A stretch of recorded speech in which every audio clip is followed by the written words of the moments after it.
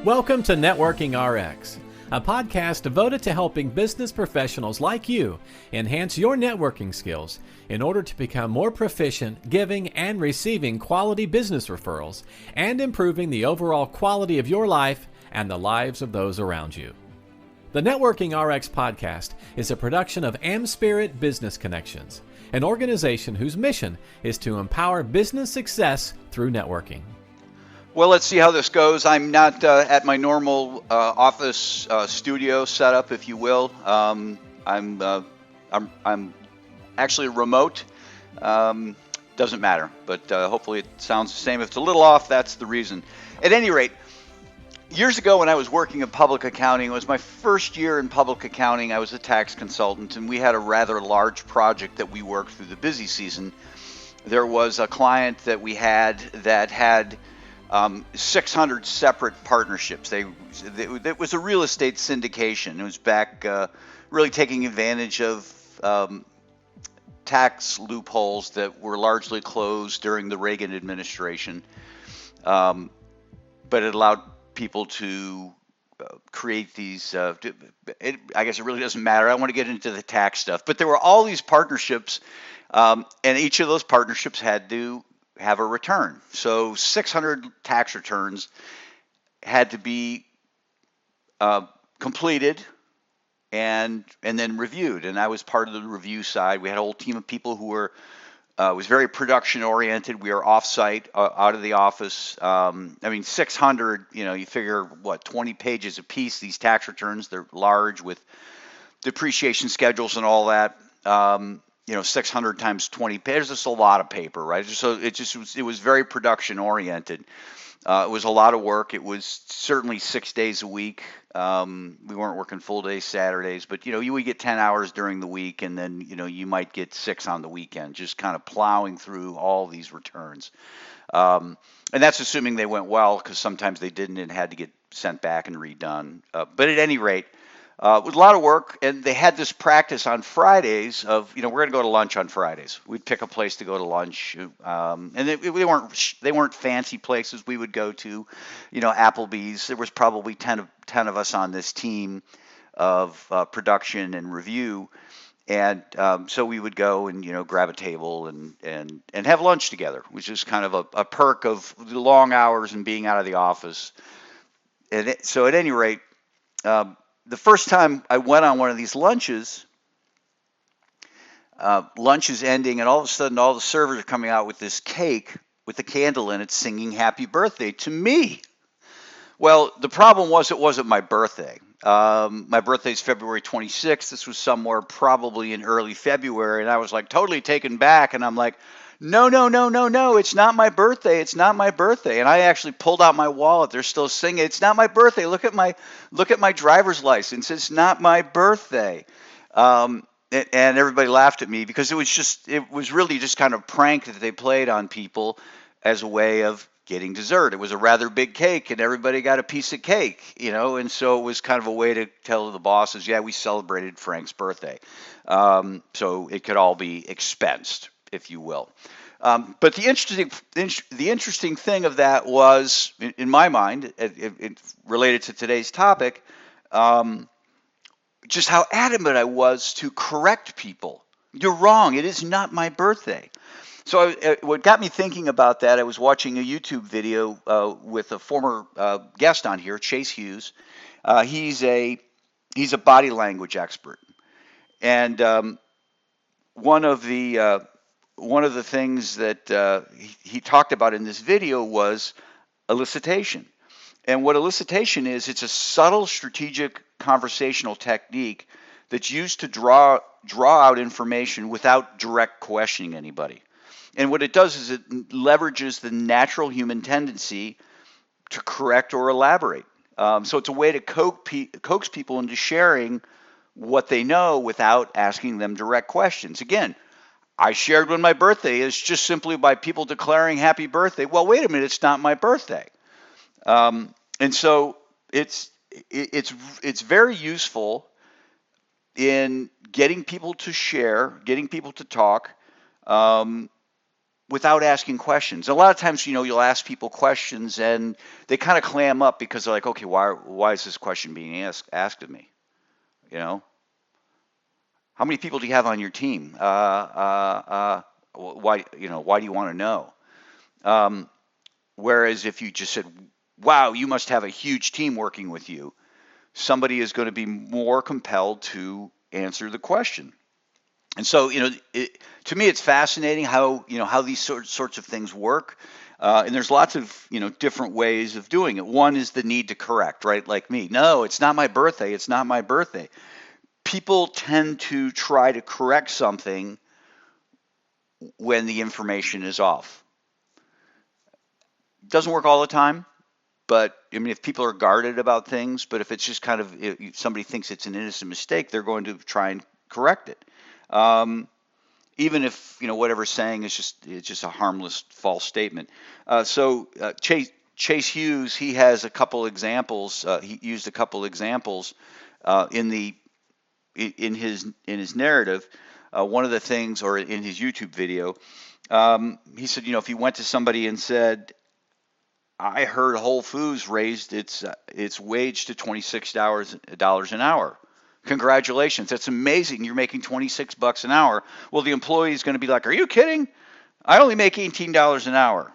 So the employee is volunteering information. Now, they might not come back and say, I'm only making $18 an hour, but they will confirm that I don't make $26 an hour. Whereas if you just ask them, how much do you make, they're probably going to be more, they're going to be guarded or say, hey, it's really none of your business. So there's certainly the need to correct. Another piece of the technique is, with using flattery.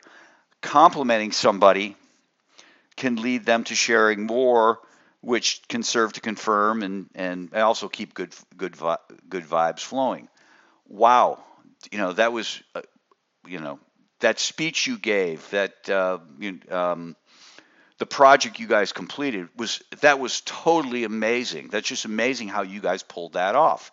Again, it's just kind of a compliment, and certainly people will, people might just say thank you and that be the end of it. But the natural human tendency is for people to sort of add on to that statement. Yeah, it really was. It was, we were working 6 days a week. We got these 600 tax returns done in 6 weeks, and we had a whole team, and it was really interesting how we built this production system together. I can hear myself saying that if one of the bosses said, "Wow, you guys really did a great job with respect to that process, or getting all those tax returns done." Again, it's elicitation. And in this short video, I'm not going to get through all of, there's a lot to this whole notion of elicitation. And if you're curious, you should go and do a search online and look up different things on it. There are other videos. You can go to ChatGPT and gather information. Do a Google search. You'll find all sorts of information. There are papers out there, and you can really start to build some strategies around it. There are 4 or 5 different techniques related to it. Again, the false statement, right? You're making, I heard everybody at Whole Foods is making $26 an hour. It's a false statement. People are likely to, no, that's not true, or no, we only make $18 an hour. One of the things I have done, like I'll be out with my kids and we have a server. You go to servers like some restaurants, they have the name of the person, and so you can strike up a conversation with them, and I'll say, okay, I'm going to find out where this person went to high school, right? This is kind of a little challenge. And so the person comes and they might talk, and you say, oh, you're from Canada, aren't you? I guess that's a question. You would just say, oh, sounds like you're a Canadian, right? That's all I would say, right? And then they're going to clarify, no, I'm not Canadian. I'm really just from upstate New York, right? Or I'm from the Upper Peninsula of Michigan, where people tend to, or northern Minnesota, right? So I'm not asking directly. I'm just saying, oh, you're from Canada. I can tell you're from Canada, and they're going to want to correct that. The other type of technique is, I'll bet, I'll um, I'll bet, you know, I- I'll I'll bet the housing market is really keeping you busy this time of year. Or if somebody's an accountant, I'll bet Marches are just super busy for you. You're not asking how busy the accountant is or how busy the realtor is, but they're going to kind of chime in. I see this every year during the busy season. you know, all you need to say to an accountant is, oh, it's tax season. Oh, yeah. And then they'll kind of go on and on and on about people not getting their information and having to extend. And they provide a whole lot of data, a whole lot of information. We're down to employees and somebody's off on maternity leave, and they start answering questions that you didn't necessarily need an answer to. Um, but because of the statement that you've made, it's kind of drawn them out. Um, the other type of so there are two: false statements, and then just kind of I'll bet you framing statements. I'll bet you're really busy. The other is another one is presumptive statements. Uh, um, I assume you were the key designer on this project. I assume you were the leader on this project. Now, somebody might, that might be a false statement, or it might not be necessarily false, but somebody's going to want to they're going to want to, they're not going to want to take too much credit, or maybe they do, but you're kind of drawing it out from them, and just by kind of leading it with a statement that allows them to kind of fill in the blanks. Yes, I was the lead on this. Well, no, I actually have a boss who's the lead on this, but he or she gave me a lot of leeway and had me handle these aspects of the project. I didn't ask about all the detail, but they shared all the detail because I made a statement that was presumptive, right or wrong, that it was presumptive. Another way of using this technique of elicitation is, making a statement about, going from broader to more narrow topics, if you will. So you start with something general and then try and get down to specifics, right? For example, yeah, the interest, the treasury rates are super high. That's got to be. I assume that just totally impacts mortgage rates. Now, I'm not a mortgage lender. I'm not exactly sure how all that works. Financed my home 20 years ago, 30 years ago at this point, so I'm not really up on all of that.